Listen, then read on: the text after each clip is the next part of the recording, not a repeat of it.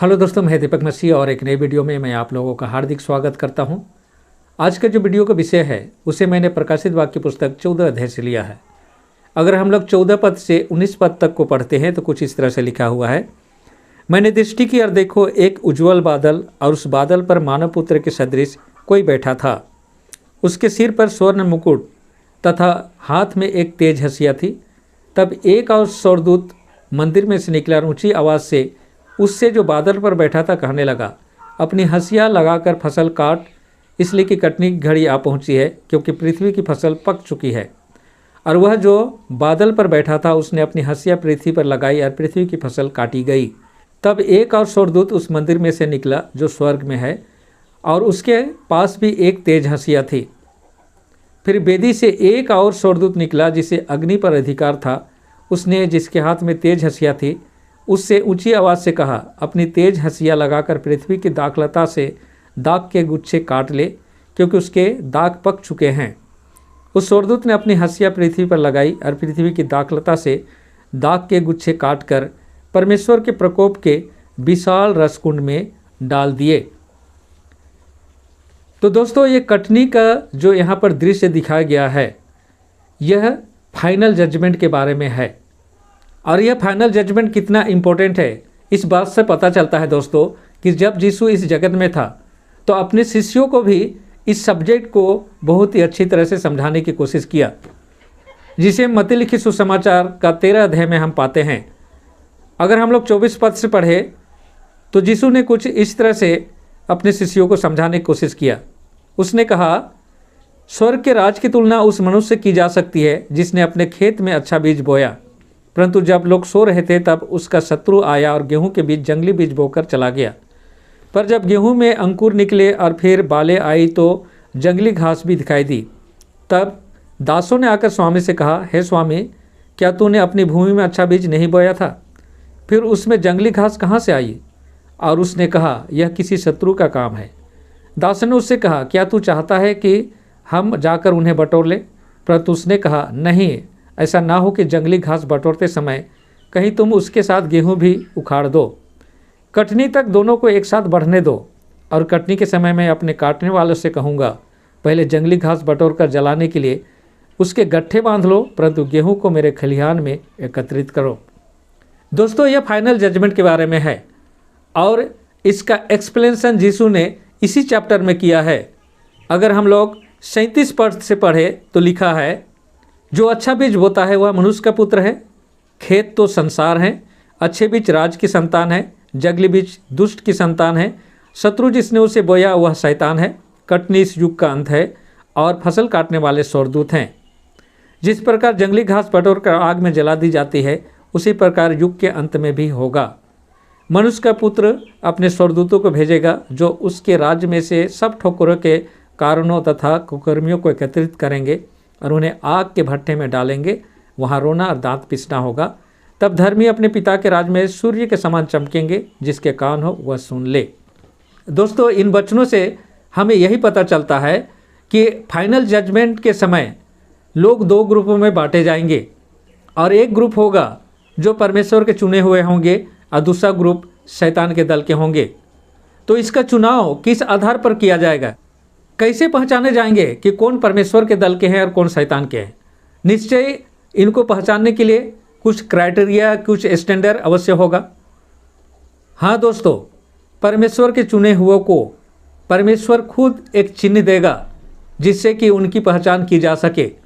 जैसा कि old testament में इजरायली लोग मिस्र में दासत्व करते थे। जब परमेश्वर ने उन्हें छुड़ाने के लिए मूसा को भेजा तो मूसा ने वहाँ पर 10 महामारियाँ लेकर आया था, ताकि परमेश्वर की सामर्थ्य को वहाँ पर दिखाया जा सके। और उसमें से फाइनल जो महामारी थी वह था पहले उठे की मृत्यु, और वह पूरे मिस्र में जितने भी लोग रहते हैं सबके ऊपर आया था। लेकिन वहाँ पर परमेश्वर ने इजरायलियों को एक चिन्ह दिया था, और वह चिन्ह था एक मेमना को बलि करना और उसके खून को अपने घर के दरवाजे पर लगाना।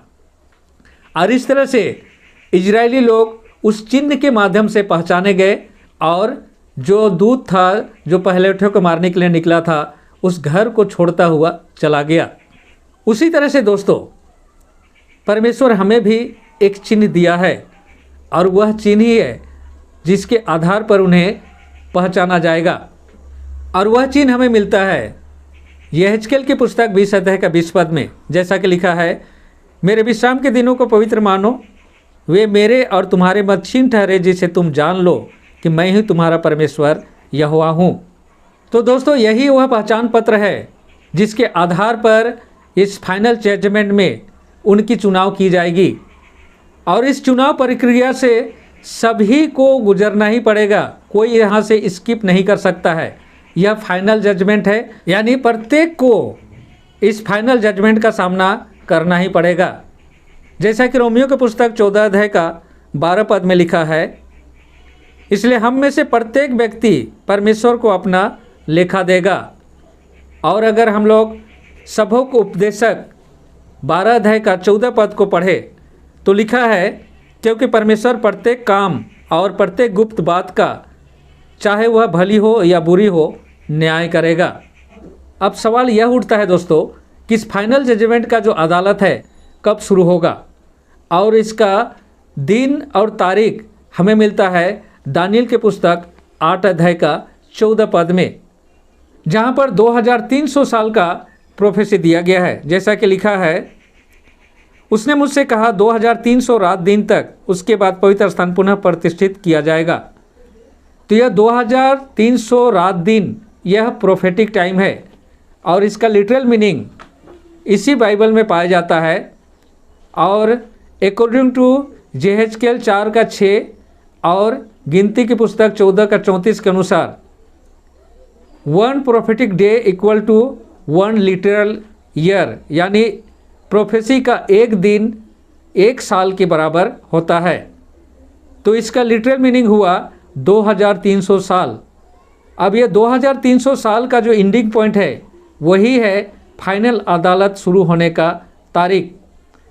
तो इसका जो एंडिंग पॉइंट को जानने के लिए हमें इसका बिगिनिंग पॉइंट को ढूंढना पड़ेगा। और इसका बिगिनिंग पॉइंट दानियल की पुस्तक 9 अध्याय का 25 पद में दिया गया है।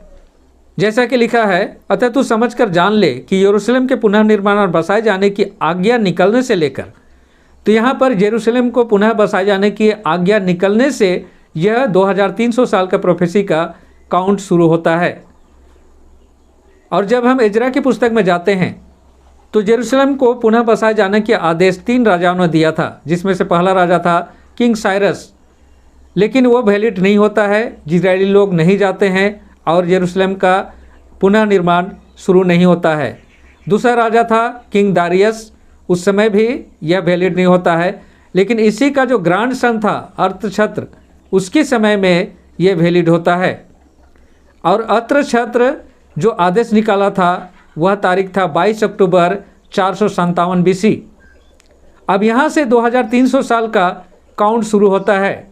तो जब हम 22 अक्टूबर 457 BC से चलना शुरू करते हैं तो इसका एंडिंग पॉइंट हमें लेकर जाता है 22 अक्टूबर 1844 में।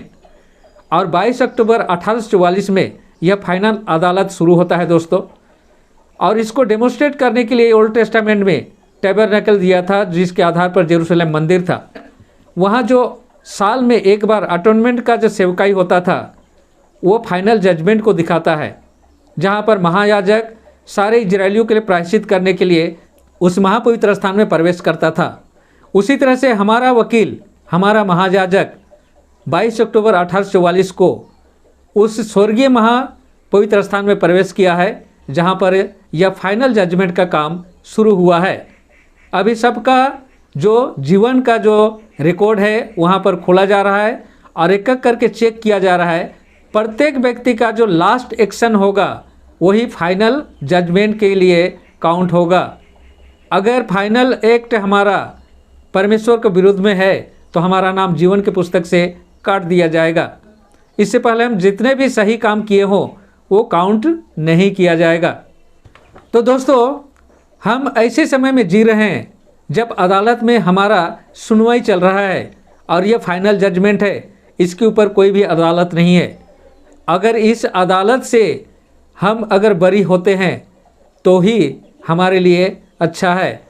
अगर इस अदालत में हमारा केस अगर अगेंस्ट में जाता है तो कोई भी हमें बचा नहीं सकता है। तो दोस्तों अभी वह समय है, यदि अब भी आपने परमेश्वर की आज्ञा को तोड़ा है तो उसके लिए कॉन्फेस कर लीजिए, क्योंकि जब अदालत क्लोज हो जाएगा तो कोई भी अल्टरेशन नहीं किया जा सकता है।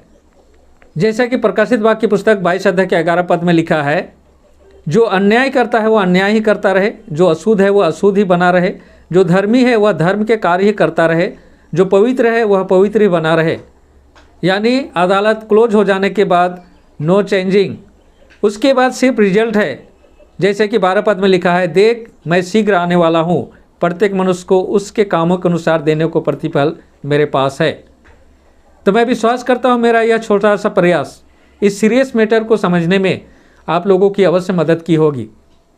अगर इसी तरह का और भी वीडियो आपको देखना पसंद है तो मेरे इस चैनल को सब्सक्राइब करके बेल आइकन को दबाकर ऑल सेलेक्ट जरूर करें, ताकि जब भी मैं वीडियो लोड करूं तो आपको उसका नोटिफिकेशन मिल जाए।